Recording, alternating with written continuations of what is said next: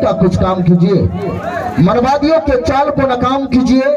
और बाबा साहेब के मिशन का कुछ काम कीजिए। वो भी नहीं कर पाते दलित समाज के लोग, तो किसी कब्र में जाकर किसी मुर्दे के साथ आराम कीजिए, किसी मुर्दे के साथ आराम कीजिए। अरे सावजिया बढ़ादा आकाश भैया बोल पड़ा तेरा क्या सर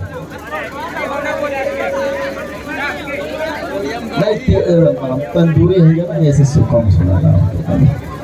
और ये बहुत मेरा संदेश एक आवश्यक सूचना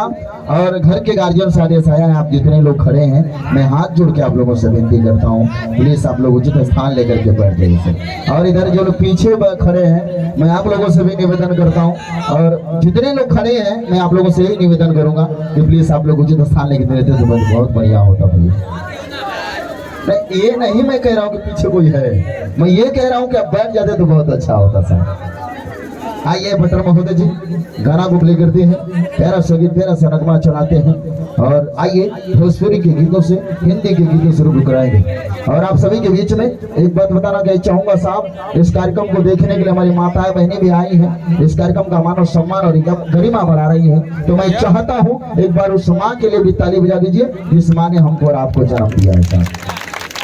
जिस माँ ने हमको और आपको जन्म दिया, उस माँ के सम्मान में दो लाइन कहना चाहूंगा कि जब आँख खुली तो अम्मा की गोदी का सहारा था,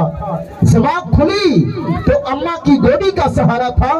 उसका नन्हा सा आंचल मुझे भूमंडल से प्यारा था, पैरों से प्रहार किया बालों को खींचा फिर भी उस माँ ने डांटा नहीं, जी भर कर दुलार किया, उसका मैं राजा बेटा था, वो आँख का तारा कहती थी, मैं बनूं बुढ़ापे में बस एक सहारा कहती थी, तेरे बिन मैया मुझे सब कुछ फीका लगता है, जब माँ नहीं होती है तो घर का खाना भी फीका लगता है,